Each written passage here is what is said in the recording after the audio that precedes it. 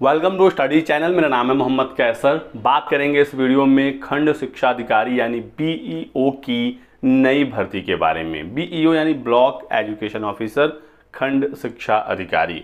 ये भर्ती यूपीपीएससी से होता है। पिछली भर्ती 2019 में आई थी 309 पदों पर। उसके बाद 2020 से ही चर्चाएं हैं कि एक और भर्ती आएगी। हालांकि वो भर्ती अभी तक आ नहीं पाई। 20, 21, 22, 23 और 24 में भी लगभग आधा साल बीत गया। इस साल भर्ती होनी है, ये जानकारी निकल कर आ गई है। अधियाचन यूपीपीएससी को मिल गया है। 300 ही के आसपास जितने पदों पर पिछली बार भर्ती आई थी उसी के आसपास फिर से एक भर्ती होनी है। यूपीपीएससी ने जो अभी हाल ही में एग्जाम कैलेंडर अपना जारी किया था उसमें बीईओ के बारे में उन्होंने बताया है और इसके लिए बहुत सारी परीक्षा तिथियों को रिजर्व भी किया गया है। चूंकि इसमें कुछ मामला फंस गया था बीएड की समकक्षता को लेकर और इसी वजह से भर्ती में डिले हो गया। अब चांसेस हैं पूरे कि जैसे ही आचार संहिता समाप्त होता है जो भी लंबित मामले हैं वो क्लियर होंगे और अगले 2-3 महीनों के भीतर ये नोटिफिकेशन देखने को मिलेगा। तो डिस्कस करेंगे योग्यता, एग्जाम पैटर्न, सिलेबस, सब कुछ पर पिछली बार कितना मेरिट वगैरह गया था ताकि आपको बेहतर आइडिया हो सके और मान कर चलें कि इसी साल आपका नोटिफिकेशन निकाला जाएगा और फिर आपको प्री एग्जाम इसका देना होगा। बीईओ में प्री और मेंस होता है, इंटरव्यू कोई होता नहीं है, ये बात आप समझिएगा। और जो आपकी मेरिट है वो पूरी तरीके से मेंस से बनता है। प्री बस आपको क्वालिफाई करना होता है। आयु सीमा 21 से लेकर 40 साल है सामान्य वर्ग के अभ्यर्थियों के लिए। जो यूपी के रिजर्व कैंडिडेट होंगे उनको अपर लिमिट में छूट भी मिल जाएगी। अब बात करते हैं योग्यता की। तो योग्यता दोस्तों इसमें सिंपल सा है, ग्रेजुएशन प्लस बीएड, ठीक है। इसके अलावा कुछ भी नहीं आपसे मांगा जाएगा। बीएड ही सिर्फ लगता है, बिल्कुल क्लियर समझिएगा। डीएलएड, डिप्लोमा, बीटीसी वगैरह नहीं माना जाता है, ठीक है। ग्रेजुएशन अब आपका किसी भी फील्ड में हो, किसी भी विषय से हो, बीए हो, बीएससी हो, बीकॉम हो, बीटेक हो, कोई भी दिक्कत नहीं है, आप एलिजिबल हैं। कोई भी सब्जेक्ट आपने पढ़ा है अपने ग्रेजुएशन में उससे भी कोई भी लेना देना नहीं है। सिंपल ग्रेजुएशन और बीएड आप एलिजिबल हैं। क्लियर हो गई बात। अब आते हैं आपके एग्जाम पैटर्न पर। सिलेक्शन का प्रोसेस प्री और मेंस है, मैंने आपको बताया।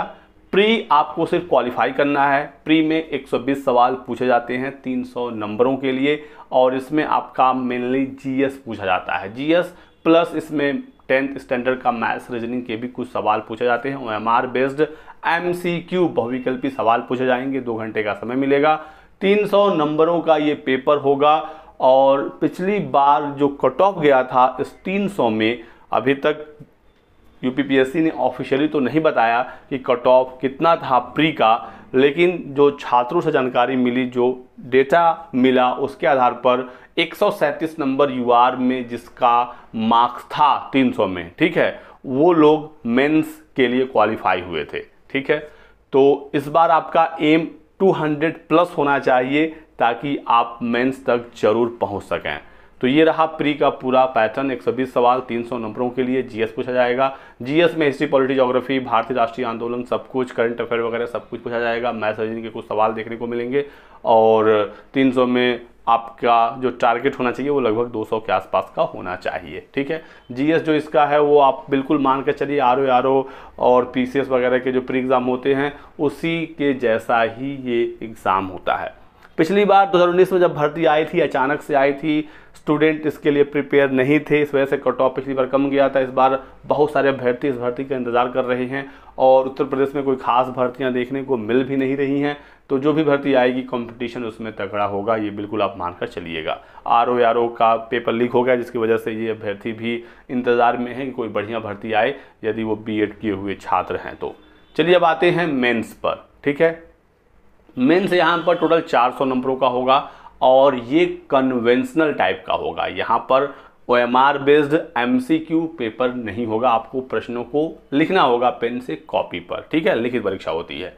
400 नंबरों का पेपर होता है। इसमें 2 पेपर आपको करने होते हैं। पहला पेपर यहाँ जीएस होगा 200 मार्क्स का, रिटन एग्जाम होगा, 3 घंटे का समय मिलेगा और सिलेबस वही आप मानकर चलिए प्री वाला ही है, बस यहाँ पर लिखित परीक्षा होती है, ठीक है। तो जीएस आपका 200 नंबर का हो गया और जो आपका सेकंड पेपर होगा इसमें 100 नंबर की हिंदी आएगी, 100 नंबर का निबंध आएगा, ठीक है। यहाँ पर भी 200 मार्क्स का ये पेपर होगा, 3 घंटे का समय मिलेगा, तो टोटल हो गया 400 नंबर।